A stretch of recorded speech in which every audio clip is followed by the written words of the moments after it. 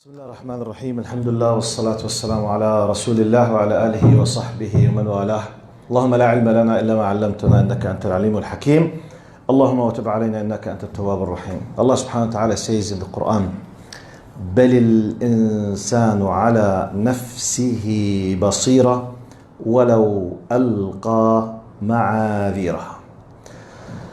You know, the Quranic text is amazing. Wallahi, because I understand Arabic, when I look for the translation, it's really very difficult. I feel how down English language takes the meanings, whatever you do.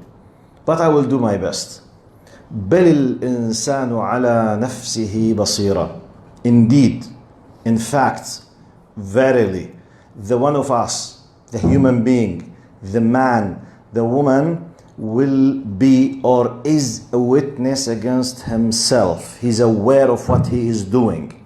وَلَوْ أَلْقَى مَعَاذِيرَهُ. Despite the fact that he or she is presenting or bringing up excuses. What does this mean? Allah is referring to a very important psychological fact, which is that we are provided with a built-in divine tool within ourselves to tell us about right and wrong with the basics, which means none of us will be able to escape from it. It has nothing to do if I went to school or not. Has nothing to do with the fact that I was able to attend the school or not, or I have a degree or not. It doesn't matter. It's a built-in divine system. Built-in. It's the fitra. By fitra, I realize generally the basics of right and wrong. Otherwise, there is no way how Allah will set all of us for accountability unless if you went to schools. But no. The fitra, the built-in system, basically is the thing that Allah subhanahu wa ta'ala wallahu a'lam is referring. بَلِ الْإِنسَانُ عَلَى نَفْسِهِ بَصِيرًا. Verily, indeed, if I want to do my own translation for the word basira, I can translate it. The core meaning is a very deep insight into, from the word basar. Basira, insight, which means as if Allah is telling us, look, you, my servant, every single person of us is provided with a system that enables him or her to be aware with a very deep insight about his self, his soul from inside. Your intention, your feelings, what do you think, what do you feel? I will give you one proof to that and one prophetic message about that, and I will finish.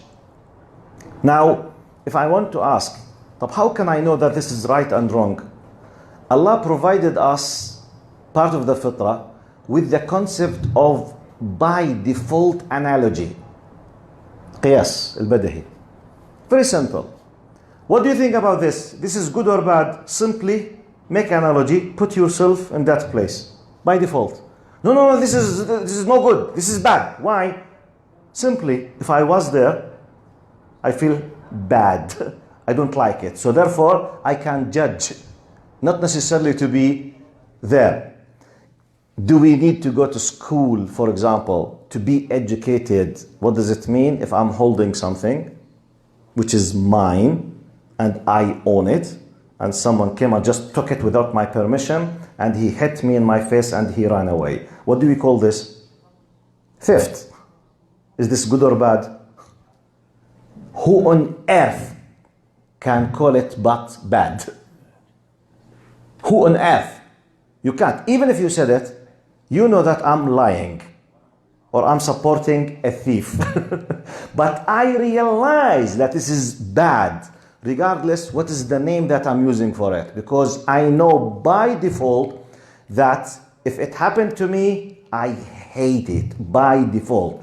Because simply I own it, it's mine. You have no right to take it from me.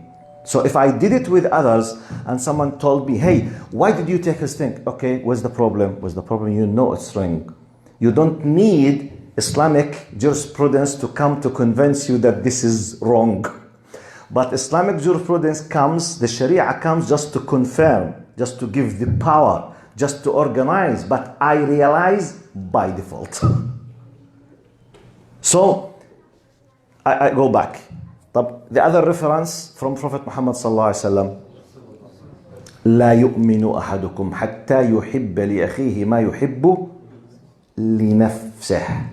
As if the Prophet is telling us, you know what you should be doing to others. Simply look what you would love others to do to you. Very simple, by default, logical, analogy, which is something. What is the message? The message, it's so easy to control yourself if you want to do the good. Not necessarily, I don't know. Some maybe very complicated cases, maybe we can't be aware. That's why فَاسْأَلُوا أَهْلَ الذِّكْرِ إِن كُنتُمْ لَا تَعْلَمُونَ. But the basics, it's human, by the way. The Quran and the Sunnah, they come just to affirm and to confirm, not to create the awareness. It just pays the attention to the reality that I have already realized, which is very important, by the way. And by the way, because of this common sense, we are able to talk with atheists, we are able to talk with non-believers, we are able to talk with other religions, or otherwise there is no common ground. How come? And by the way, I'm sorry, I wanted to finish, but just I remember something. By the way, part of the evidence about the existence of the common ground by Allah from us is the translation of the languages. Do you know if the language is not built in as a concept inside ourselves, we can't translate. We can't translate a language from one language. Are you with me? Now, for example, when I say, أنا أريد هذه التفاحة, I want this apple. Basically, the concept of me with the word is أنا or I, the concept is the same between all of us. But I have a sound that is called Arabic and another sound that is called English. Okay? But the concept is inside. When I affirm something, when I say verily, indeed, I did it. حقا أنا فعلتها. The concept is the same between you and me. But I express myself in English, verily, indeed, I did it. You express yourself by نعم حقا أنا فعلتها. But the concept, the meaning inside the same, or otherwise translation will be impossible.